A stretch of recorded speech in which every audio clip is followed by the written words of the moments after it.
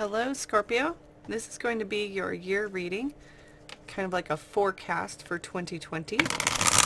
And I'm just going to get one card for each month to just get that broad overview of what you might be going through. Obviously, not every single Scorpio will experience the same thing, but the cards may be different areas of every Scorpio's life. So it'll be interesting to see how these play out. You can always come back and check as like a reference point and see if maybe your perception was different from what actually happened, if the card was right on or if it was way off. You know, kind of just check it out and let me know how it works out for you. 2020 is supposed to be a huge, huge year of transformation for everybody. So it's going to be interesting to see, as these cards lately, all of these readings have been just really spot on with certain things and aspects that are already projected for 2020. All right, here we go. There's January, February. Let's see, I'm going to overlap these a little bit. March, April, May, June, July, August, September, October, November, and December. All right. So let's see what you've got going on here, Scorpio. My little dragonfly just keeps wanting to fall. Okay, so let's start off with January. Now, right off the bat, it looks like you may be going into a moment where you seek guidance, okay? And a lot of the times we seek guidance through maybe advice or books or friends and family, looking at how other people have experienced it. But the suggestion of this card is to seek your answers inside, because this is a major arcana card. And whenever we're going to have a major arcana card in this large of a spread, it's going to be major changes. So major changes coming for you, Scorpio, in January. We do have an eclipse happening at the full moon on January 10th and the Chinese New Year starting January 24th in a huge alignment. You can read about in the description below some other huge things going on in January. So this may be impacting you incredibly, okay, as a Scorpio. So recognizing that the Hermit is arriving here as a major arcanic to tell you to seek your wisdom inside. Seek for that inner guidance. Listen to your intuition. Listen to your gut, because you already have the answers. Throughout all the wisdom that you've gained up to this point and the experiences that you've endured, you have the answers. You just need to maybe take a breath, maybe, take a minute to meditate on it and really seek that inner guidance, because the answers are within. All right, let's move on to February. Now, February is going to be this Seven of Swords, okay? And when we get the Seven of Swords, it's really asking us what's worth it. We're kind of like having to stand our ground. We're really in a defensive mode and feel like, we're being looked down on or played upon. And sometimes it is wise to choose our battles, okay? Because sometimes, maybe your thinking is altered by something else that you don't know about yet, or something else. But regardless, the Seven always asks us to check our path. Is this the path we want to go? Are you really wanting to choose this battle right now? So really checking your path. And for the mental part and the communicative part of the swords, it's also asking you to ask you if it's worth it. Is it going to be worth it to battle? Is it going to be worth it to walk away? What is your choice? Because whatever you choose is going to put you onto an entirely new path for February moving forward.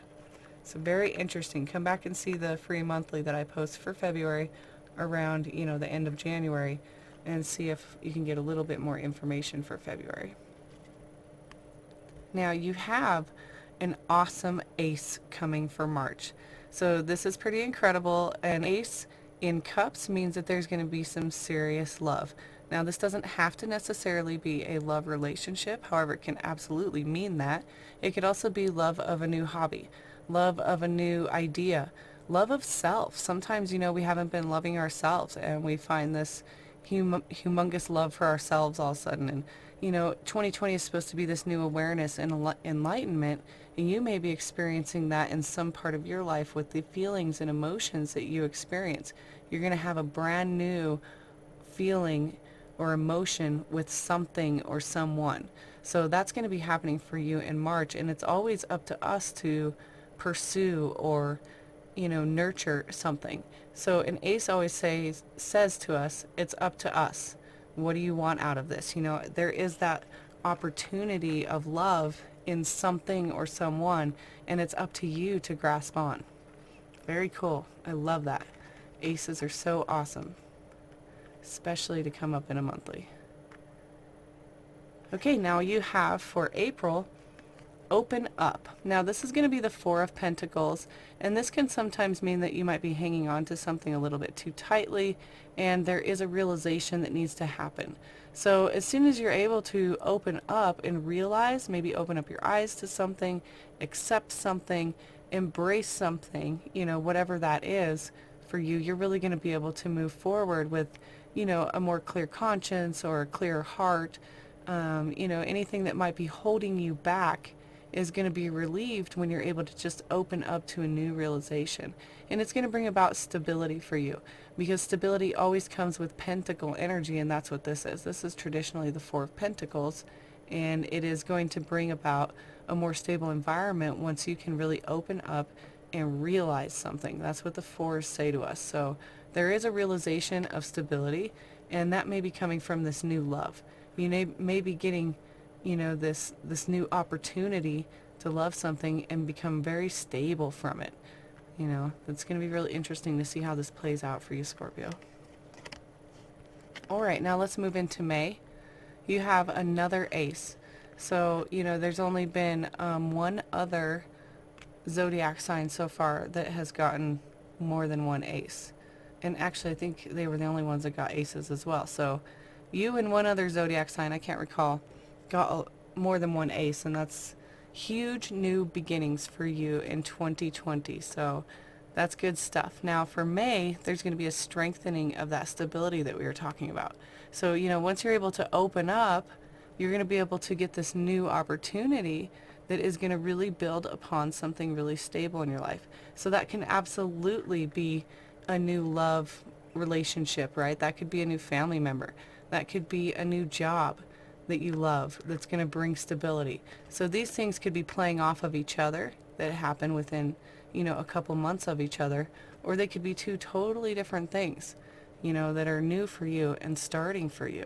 Whatever this is in May, it's going to bring that strengthening and that closeness and stability that builds towards our legacy, and really that solid thing that we work on day in, day out. So that could be that relationship, that hobby, the income that you create, that career, whatever it is for you that's stable and that you're really always keeping on the forefront is going to be, getting in a new height, a new level with this ace. There's going to be something new there happening in May that's going to bring a lot of stability for you. Okay, now we move into June, and it looks like you're getting this Nine of Swords. And Nine of Swords is always ushering us to recognize that something's done, okay? Sometimes when we have new beginnings, things do end, right? Because we're doing something new, and something we used to do just doesn't really fit in our life anymore. So in June, you might be experiencing this ending. And it's always, urged to take a minute and heal that part of yourself, rest, reconsider maybe what you're doing, where you're heading, making sure that your feet are really planted in what you're doing before you head forward into the next part of the year. So it's going to be an interesting month for you for June to really check into what you're doing, what your plans are. It's almost going to be like a halfway point for you to say, hey, am I where I want to go? This ending, that's cool, but how do I move forward with it? Really resting and considering, because you have a lot of wisdom and experience that comes from whatever it is that has recently ended. Okay? I have guinea pigs fighting in the background. They're not getting along today. I'm not sure what's going on, so if you hear that, sorry about that. They've been squeaking at each other all morning. Okay. Now, we have also for you in July, sharing the love. So it looks like you will get through whatever this hump is in June, because you're going to move into July, wanting to go on, maybe enjoying things with friends. Sorry, I lost my wording there for a minute. You're going to want to go on outings, hanging out with friends, hanging out with family, visiting people more often, really engaging in, social activities. So sharing all that love. And it could be even just with a small group. It doesn't have to be like the whole office or the whole family. It's not saying that. It's just saying there's going to be a lot of that. And it could be that for you. Some Scorpios may be engaged in larger, bigger group activities, where this could be even a smaller, more intimate setting where you're sharing the love with the people that you really truly enjoy, and having that communication, and the feelings are going to be really good. So July is going to be a pretty awesome month to be hanging out with the people that you love. All right, let's move into August, where you have another huge change in the year. So for this, you're going to have the Magician. Now, this is going to be the Magician in traditional tarot, and it's saying manifest. And why is that? Because in traditional tarot, he's standing in front of a table, and he has all of the suits in front of him. He has the pentacle, the sword, the cup, and even the wand. So having all of those tools in front of him is able to create and manifest something, some new path, some new cycle. So you're going to be giving that opportunity in August to start something completely new in your life. And it's going to be up to you with what you do with these tools. You're given the tools to start something incredibly brand new, something you're very passionate about, something you love, something that brings stability, something that you've been thinking about. So that's how incredible this is. And it's going to manifest. When we really put our mind into something, the law of attraction is going to begin to work and start to play into something that you are just really revved up about. So something in August is going to have you revved, and you're going to feel like you have all the tools to move forward. And if you don't feel that way, this is that validation to tell you, yes, in August, you've got it. All right, let's move into September. It looks like in September, you recognize that you have it. You're moving into something because there's going to be dedicated effort towards something that's very stable. So again, there's that stability that's coming into play. And that's going to be the 8 of Coins, and you are just nose to the grindstone, working hard, hard, hard, and also having that strength to recognize that Rome wasn't built in one day. Well, what does that mean? It takes longer than one day to do something that's incredible. And this is going to be a slower moving energy, and it's going to take dedicated effort, patience, motivation, self-motivation to really get things done that is going to, in the end, be amazing, but it does take time. So having that realization in September is to know, yes, you've got the tools, you've started something, and now it's going to take that effort, that huge effort to really complete and bring forward what it is you're working on. All right, now we move into October. Now, October is going to be the 6 of Swords. And the 6 of Swords is really essentially having your thoughts and your communication and all of these blending into a decision of wanting to move into some, softer waters. It's been kind of rough. Maybe you've been going through a rough path. Maybe all this dedicated effort has you burnt out. You're just, completely done with the project now. You've completed it. You're feeling good about it, but you need a vacay, so you're moving into smoother waters. This could even just be maybe there was some friction at work or with a partner or friend, and it's, now being resolved due to communication and really putting in that mental effort to understand and relay how you're feeling and what you're thinking about. So when you can believe in what you're doing, you're able to succeed. And that's what the 6 is telling us, because it's always a choice. You always have that choice to move forward. You have that choice to move into calmer waters, and you have that choice to stay in the rough water as well.